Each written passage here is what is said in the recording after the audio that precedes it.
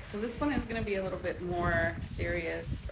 Trigger warnings, I believe, for DV, ED, I believe. I don't know if that's the right term.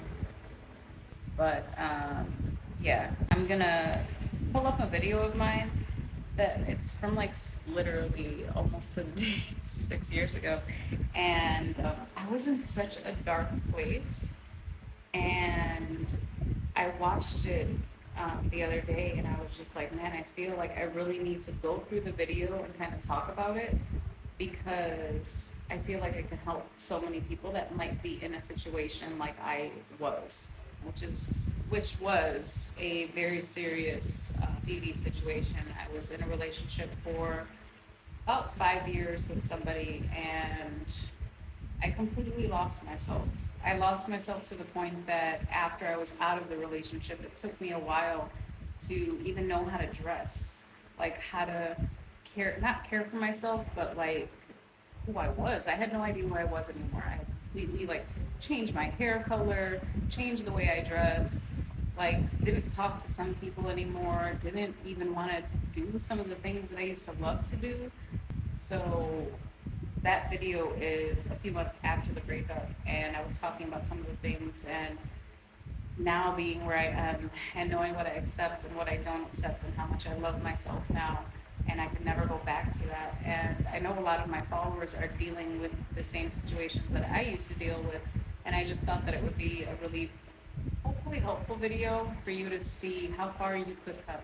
It's been 6 years, which seems like a long time, but if you look in the past like 3 years, I've been trying to live my best life this whole time, and I've changed my life. And he doesn't have that hold on me anymore at all, and hasn't for a long time. And I've had good relationships with friendships and things like that start, and you know, it's just there's life after that. So I guess that's what I want to show you guys today. I want you guys to know Anyway, this. so this video is a very thinking of Whether or not to do this in a video or doing this as a blog post, and I decided that I'm gonna do it as a video, and just had a shitload of things going on in my life for a really long time, and I feel like for a really long time I haven't been honest with myself. I haven't been honest with a lot of people. I've been like portraying, and I think a lot of people do this, it's not just me, but for a long time I've just been portraying that I'm happy, and I know a lot of people can see right through it and know the truth and know that I'm not happy at all, and some people just really believed it or wanted to believe it and whatever.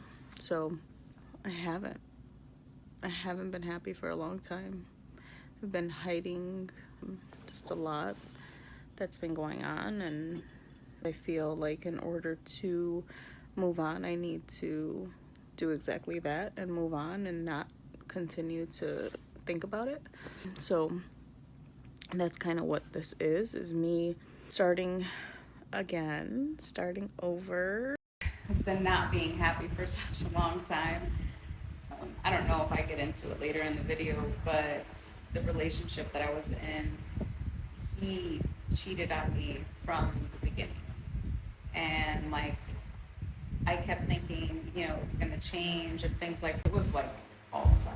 It wasn't one girl, two girls, it was like maybe 18 different girls in the course of our relationship. The last one being somebody we met on PUBG. I'm sure, I don't know if I get into that story, but maybe. you know, for a long time I feel like I thought that I was, and I thought that I was happy, and I thought that things were okay, and at least if they weren't okay, they were gonna get better. And then when they weren't getting better, it's like, okay, well, it'll get better, you know, just be patient, whatever.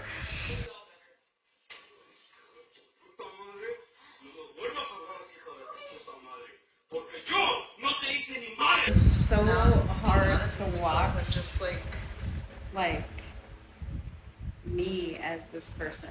Like that's the craziest part about this is I think I'll forever document my life and document moments in my life because to see the change in myself. And it's like to see this person, like literally, I could not hold back the tears when I was saying that I didn't feel worth it. And now it's like I watch it. It's the like a cool thing to me that I've been noticing more and more is that I will be editing a video of mine and I'm smiling and I'm laughing at myself, and that's because I just see the happy person. Is every day fucking fantastic and rainbows and sunshine and sprinkles? Hell motherfucking no. We all have our days. I was depressed as shit before I got here, and I remember sitting with my daughters in the car for about 2 hours, and I was uncontrollably crying for a lot of that as we were having a conversation. So is it like that every day? Nope. But most days are better. Or how can yeah, most days are better than the bad days, I guess. Or you know what I'm talking about. All right, let's get back to it. It's about something that I did. They're just like, what? Like, we've never seen you do that. And they're like, you know, you don't eat a lot. Like, we've never, what? Like, they were tripping out because I told them one day I was so fucking upset and I was working and I stopped in, I think I was in like Matson or something like that for work. And I stopped at a Culver's and I made myself sick. And I had never really done that before, and I haven't done it since. But I also can't say that I haven't done other things. That story right there was probably like the craziest because I can't believe like how sad I actually was. And I know that it probably was like a text message from my ex, who should we name him? Salvador Hernandez. But I'm sure it was some stupid ass text that he had sent, you know, that just like got me upset or whatever, because like I remember him talking about, specifically since we're talking about food and weight and stuff right now, like he would tell me, he's like, nobody's gonna want you, blah blah blah blah, like look at your stomach, it's just, and I'm like, look at your fucking nose, bro, like what?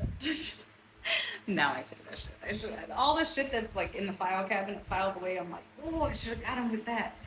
I hope somebody's praying for him. It ain't gonna be me. I didn't realize that I was talking about all this in here, but yes, it did go from one thing to another. PTSD and anxiety and It was not a good time. This is why, like, I refused, because, like, all of this was because of me staying in a relationship with somebody who treated me like absolute shit, like cheated on me from the jump, dramatic shit that I was put through in this relationship. But it's so crazy to like watch myself and just see my face like this. Like, oh, and let's make this clear. The only thing I do right now is my lovely little gardening and shit like that. That just it. Your girl is a natural. I'm gonna take my fucking Tylenol. I wish I could hug this girl so bad. The sadness and everything else take over. The girls, and I think of some of the things that we've talked about and some of the, believe it or not, the fucking advice that they've given me. And shout out to my daughters, because they tried warning me when I was in that relationship, even to the point of like getting all up in my face and like shaking me like, Mom, what don't you understand? It's a piece of shit. And I didn't listen. That's one of the biggest regrets that I have, and me and the girls have talked about it, and nobody tells you how to be a parent. Nobody, you know, it's one of those things. But it's getting better. It's like, you know, you've already used out so much of their life being sad and not being who you wanted to be. It's like, when is enough enough? And so I started thinking about what I have to do for myself, and what I have to be happy, and I have to do it for me, not anybody else. And I know that I could do it. And I know I can do it because I have. What's crazy is this, in this part of the video I'm talking about like how, you know, so much of their childhood and stuff like that, I spent it sad, and I didn't want to be like that anymore. I wanted to show them that we can all be happy and things like that. And it's been a struggle, because as I started to live my life more, you know, for things that I love to do, they were growing up and they were going off to college, and I was like, oh, you're gonna live this happy life, and now you're living alone. So let's see what I talk about, but that just immediately came to mind, to where it's like, When is enough enough? And when am I gonna just get the good? Here, here I am. I just can't. So, quite honestly, when I was bigger, it was a little bit easier for me to not be noticed. And, you know, I'd still get hit on here and there, but it was terrifying for me to think of myself like this. And I love the fact that I'm owning it, and that not only that, but I'll be the first one to walk around in a bikini and be taking pictures and shit, you know what I mean? But it's like, that's my like strength, like me being able to do that because that's what I feel like doing, and I'm not thinking about, oh my god, if I go out like this, somebody's gonna like, no, I don't need to worry about everybody else. I'm worrying about me and my happiness. And as you can see, I love me some islands, and on the islands you don't wear much clothes, so that's kind of why I'm here. This is what I love about it. But yeah, I actually like didn't keep myself bigger, but I know that it was a lot easier in that respect back then. And I think that's a little bit what I'm talking about. I'm also talking about the fact that I had just come out with some information to some family members, and they all, needless to say, we don't speak anymore. I don't speak to most of my family. That's a whole nother story time that I will talk about soon.